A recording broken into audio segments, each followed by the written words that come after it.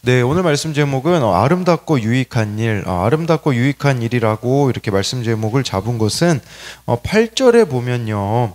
네, 여기서 이렇게 선한 일을 힘쓰게 하라. 이제 이것이 아름답고 사람들에게 유익하다라고 말씀해 주고 있거든요. 그것은 뭐겠습니까?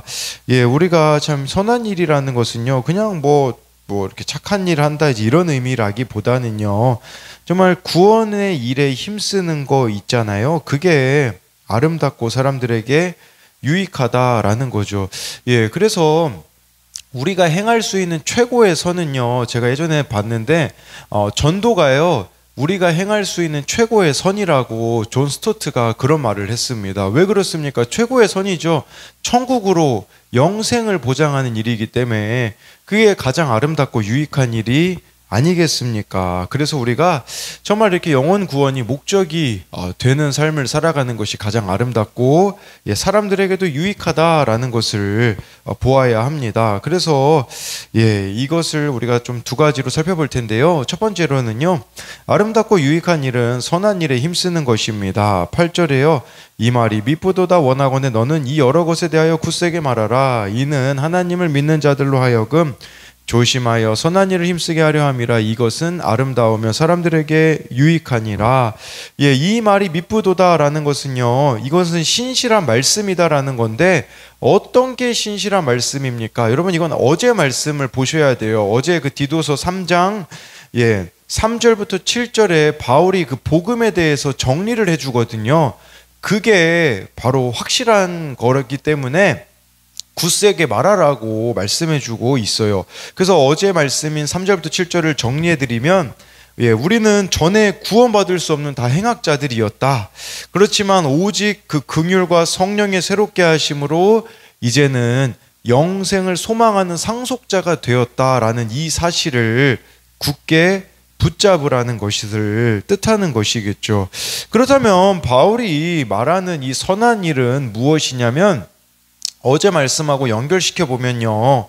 어제 그 디도서 3장 6절에 보면 성령을 풍성히 우리들에게 부어 주셨다고 나오거든요. 그렇다면 우리가 이 선한 일을 한다라는 것은 무슨 말이냐면 바로 풍성히 부어진 성령님을 의지해서 날마다 살아가는 것이에요. 여러분 나의 힘으로 할 수 있는 일은 선한 일이 아닙니다. 근데 여기서 말하는 선한 일이라는 것은 저와 여러분들이 성령의 도우심으로만 할 수 있는 일이 있잖아요. 그게 바로 선한 일이라고 볼 수 있는 거죠. 우리가 성령의 도우심으로만 할 수 있는 일이 뭐겠습니까? 그것은 바로 다른 이들의 구원을 위해 십자가 지는 적용을 하는 거. 이것은 여러분 나의 힘으로 안 되지 않습니까? 우리가 어떻게 손과 발이 가는 적용을 할 수 있습니까? 이건 나의 힘으로 할 수 있는 게 아니에요. 성령의 도우심으로만 가능한 그것을 말씀을 드리는 거겠죠. 그래서 이것이 구원으로 인도하기 때문에 아름다우며 사람들에게 유익하다라는 것이에요. 즉 성령의 도우심으로 영혼을 살리는 일에 힘써야 한다라는 것이에요. 제가 어제도 말씀드렸지만 성품으로는요 한계가 있습니다. 우리도 그렇지 않습니까? 내 성품으로는 품지 못할 사람들이 한두 명이 아닙니다. 그러나 성령의 도우심으로 문제를 다르게 보게 되어지는 것을 생각해야 되는 것이겠죠. 저도 어제 그 수요 예배 때 천국은 침노하는 자의 것이다 라는 그 말씀을 보면서 내가 이렇게 말씀의 가르침으로 살아가면 천국의 가르침으로 살아가면 그게 영적 싸움이라는 것은 필수적인 것인데 제가 못 보고 있었던 부분들이 있었거든요. 그래서 어제 그것을 깨닫고서는 이것은 지금 영적 싸움을 할 때구나. 제 성품은 포기하고 싶은 마음이 있었거든요. 그러나 성령의 도우심으로 이것은 그러할 문제가 아니구나라는 것을 이야기를 드리는 거죠. 근데 우리가 이 선한 일에 솔직히 힘쓰기가 쉽습니까? 우리는 치우치기가 너무 쉬운 사람들이잖아요. 그래서 하나님께서는 여러 가지 사건으로 우리들을 양육해 주심으로 선한 일을 열심히 하는 백성이 되게 하신다라는 것입니다. 9절부터 11절을 보면요. 그러나 어리석은 변론과 족보 이야기와 분쟁과 율법에 대한 다툼은 피하라. 이것은 무익한 것이요 헛된 것이니라. 이단에 속한 사람을 한두 번 훈계한 후에 멀리하라. 이러한 사람은 내가 아는 바와 같이 부패하여 스스로 정죄한 자로서 죄를 짓느니라 라고 말씀해주고 있습니다. 그래서요, 여기 9절에 보니까요, 바울에게 어리석은 변론, 족보 이야기, 분쟁, 율법에 대한 다툼을 피하라고 하고 있습니다. 그러니까 무의미한 싸움 하지 말라라고 이렇게 말하는 것이겠죠. 10절에는요, 이단에 속한 사람은 한두 번 훈계한 후에 멀리하라고 하거든요. 근데 이단에 속한 사람이라는 이 단어를 원어로 보면요, 분열을 일으키는 이란 의미가 있어요. 분열을 일으키는 또는 당파적인 이라는 뜻을 가지고 있어요. 여러분, 근데요, 이단이라는 게 우리가 참 그런 것 같아요. 진짜 이단들도 우리나라에 많이 있긴 한데 교회 안에도 이단이 있다라고 생각해 볼 수 있어요. 이단의 특징은 뭘까요? 여러분, 완고함입니다. 바울이 왜 한두 번 훈계한 후에 멀리하라고 했겠습니까? 듣지 않기 때문이라는 거죠. 우리에게도 좀 이런 부분들이 있지 않는가 돌아봐야 됩니다. 그것은 바로 완고함에 대한 부분이에요. 말씀에서 말씀하시는 것에 대해서는 우리가 굳게 붙잡아야 되겠죠. 그런데 내 안에 자기 객관화가 이루어지지 않는 상태에서 가지고 있는 완고함이 있을 수 있는데 그 완고함이 뭐겠습니까? 나만 옳다라는 거죠. 그래서 나만 옳다라고 여기고 있는 그렇기 때문에 나에게는 문제가 없다는 식으로 태도를 취하고 있다면, 더 쉽게 말씀드리면요, 내 모습을 보지 못하는 사람은 완고할 수밖에 없습니다. 그게 어찌 보면 교회 안에 있는 이단일 수가 있는 것이에요. 나의 이 오름 내려놓지 못하고 있는, 내 모습을 보지 못하는, 그렇기에 아무리 권면을 들어도 듣지 않는 것이겠죠. 그래서 바울이 한두 번 훈계한 후에 멀리하라고 말하는 게 그런 의미가 아니겠습니까? 우리 안에도 참 이러한 깨져야 되는 완고함이 무엇이 있는지에 대해서도 생각해 볼 수가 있는 것이죠. 그래서 이것에 대한 두 가지 적용 질문은요, 성령의 도우심으로 오늘 내가 해야 하는 선한 일은 무엇입니까? 성령의 도우심이라고 말씀드리는 것은 우리의 어떤 성품적인 걸 이야기하는 게 아니에요. 그러니까 나의 어떤 노력이나 성품으로 할 수 있는 일 말고요, 성령이 도와주셔야지만 내가 할 수 있는 그 적용이 될 수도 있겠고 구원의 일이 될 수도 있겠죠. 그걸 물어보는 것이고요. 또 한 가지는요, 나에게는 다른 이들의 권면을 듣지 않는, 나만 옳다고 생각하는 완고함이 있지는 않습니까? 이것은 제가 그 10절에 이단에 대해서 설명드릴 때에, 물론 한국 교회에도 참 그 이단들이 있긴 하지만 교회 안에 이단이라는 것은 완고하여서 나만 옳다고 여기는 것이라고 말씀을 드립니다. 두 번째로는요, 아름답고 유익한 일은 열매 있는 자가 되게 합니다. 그래서 여기 보니까 12절에요, 내가 아데마나 두기고를 내게 보내리니 그때에 내가 급히 니고볼리로 내게 오라. 내가 거기서 겨울을 지내기로 작정하여노라. 여러분, 여기 지금 그렇다면 지금 이 말씀의 의미는 뭐냐면, 바울이요, 아데마랑 두기고를 먼저 보낸대요. 아데마는요, 신약 성경에서 여기에만 언급되기 때문에 어떤 사역자인지는 알기가 힘듭니다. 근데 두기고는요, 성경에 여러 차례 언급이 되었어요. 그는 아시아 사람으로 에베소에서 아시아로 향하는 선교 여행에 동참하고요, 바울의 사정을 잘 알고 사랑받는 진실한 일꾼이었어요. 이것은 에베소서나 골로새서에 보면 이렇게 나오는데, 근데 여러분 여기서 주목해야 되는 것은요, 여러분들이 디도라면 이 그레데에 떠나기 쉬웠겠습니까? 만약에요, 내가 이 그레데에서 사역적으로 업적을 남겼다고 생각해 보십시오. 근데 그 바울이 지금 급히 니고볼리로 오라고 할 때, 여러분 이거 듣기가 쉬웠겠습니까? 어려울 수 있다라는 부분이겠죠. 그리고 반대로 사역이 그레데에서 너무 어려웠다고 생각해 보십시오. 그러면 언제든지 디도가 떠나고 싶은 마음이 들지 않았겠습니까? 그런데 이 디도의 훌륭한 점은 뭐냐면요, 그런 거에 매이지 않았다라는 거예요. 사역적으로 성과를 이뤄놨다고 해도 거침없이 떠날 수 있는 자였다라는 거겠죠.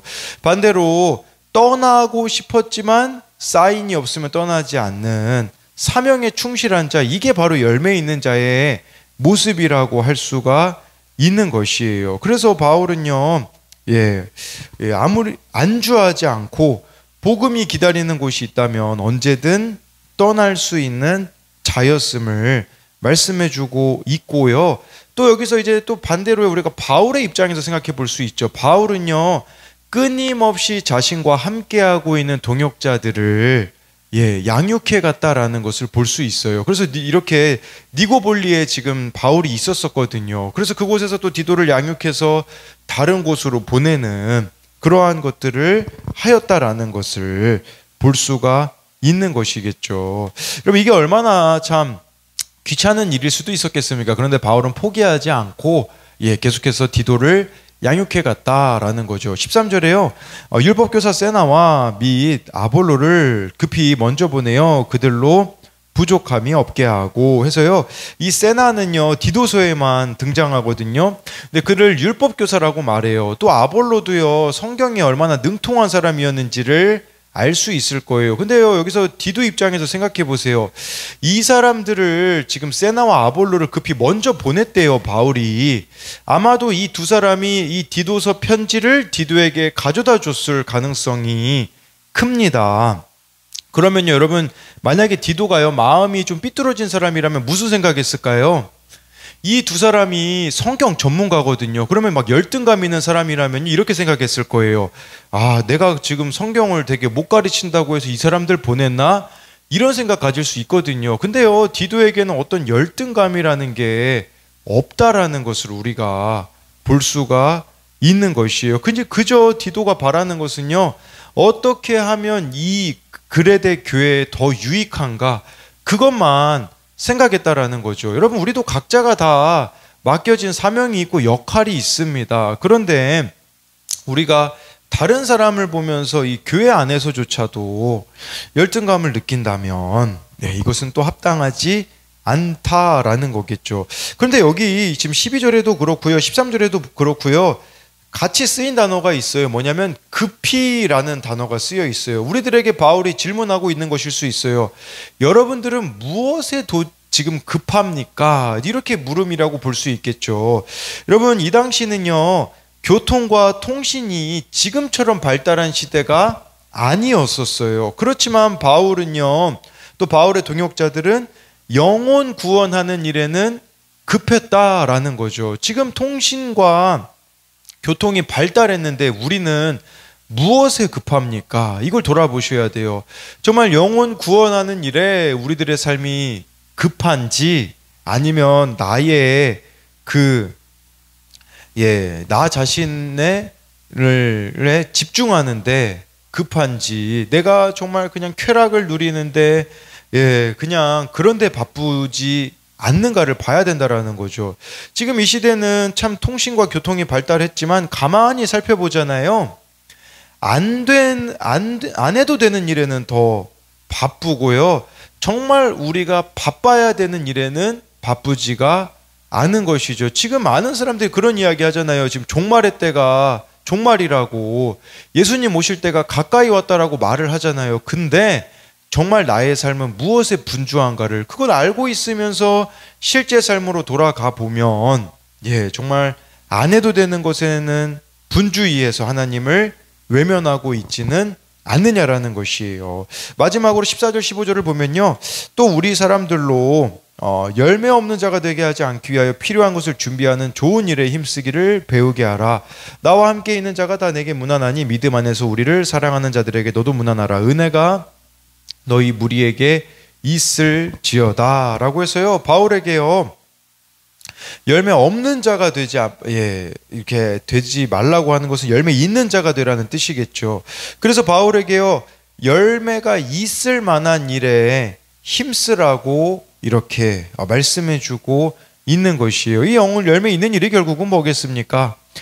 구원의 일에 힘쓰라는 것을 말씀해주고 있는 것이겠죠.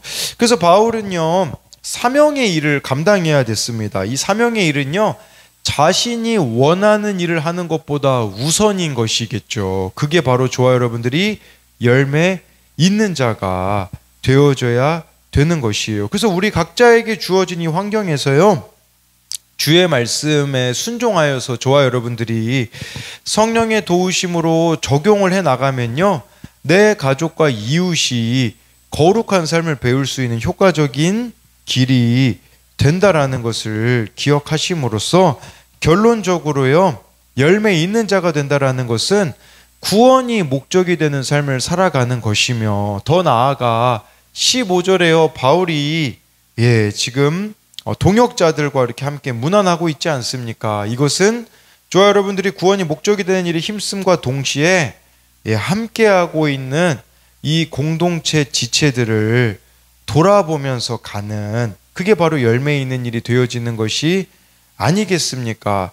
우리 교회 공동체만 해도요, 끊임없이 일들이 일어납니다. 자꾸 돌아봐야 되는 자들이 있는데, 그것들을 잘 돌아보며 이렇게 나아가는 것이 열매 있는 일이라는 것을 기억해야 합니다. 그래서 마지막으로 이것에 대한 두 가지 적용 질문은요, 요즘 나는 무슨 일에 급합니까? 아까 12절, 13절에 급히라는 단어가 쓰였다라는 것으로 여러분들에게 설명드렸는데, 바울은 구원하는 일에, 교회를 세우는 일에 급했잖아요. 나는 무엇에 급한가를 돌아보면서 해야 하는 일들을 외면한 채, 이건 구원의 일이겠죠. 구원의 일을 외면한 채 안 해도 되는 일에 급하지 않습니까?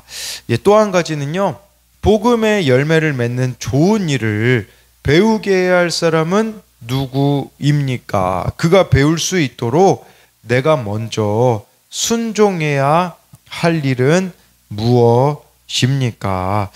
기도하겠습니다. 살아계신 하나님, 오늘 말씀에 아름답고 유익한 일, 선한 일에 힘쓰라고 하는데, 이 선한 일은 그냥 인간적으로 보기에 착한 일, 내 노력으로 할 수 있는 일이 아니라 풍성한 성령의 도우심으로, 성령으로 충만해야지만 우리가 감당할 수 있는 그 선한 일인 십자가 지는 적용을 하는 것인데, 하나님, 오늘도 이 성령님과의 친밀함 속에서 내 힘으로 할 수 없는 적용들을 오늘 이 말씀에 의지하여 행할 수 있게 하여 주옵소서.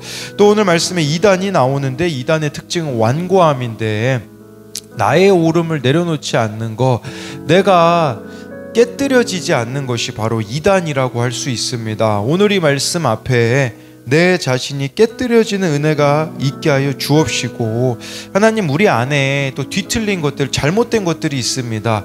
열등감이 있고 시기가 있을 수 있는데, 바울이 정말 이 디도가 있는 그레데에 사람들을 보냈을 때 이 디도 마음에 성공, 야망을 그가 붙잡았다면, 내가 사역을 이렇게 성공적으로 했는데 왜 오라고 하는 거야? 라며 불순종했겠지만 그러지 않았던 것을 보며 우리도 야망의 눈이 먼 자가 되지 않게 하여 주옵소서.